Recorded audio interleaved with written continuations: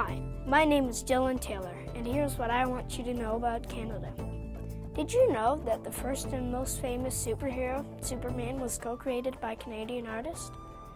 Superman's co-creator, Joe Shuster, was actually born in Toronto in 1914.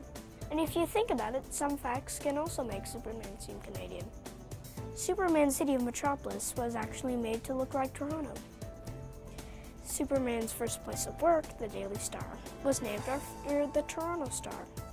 Third, his Fortress of Solitude is located in the frozen north, aka Nunavut.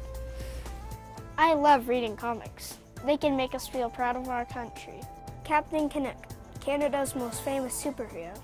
When he was created in 1975, there was a huge rage of popular patriotism in the country. The creation of the Canadian flag in 1965, Expo 67, and the 1972 Summit Series. But Captain Canuck wasn't the first Canadian superhero. That was Iron Man, not to be confused with the popular Avenger, who was created in 1941. There were also comic heroes like Johnny Canuck, Sylvain of the Northern Lights, Fleur-de-Lis, and many more.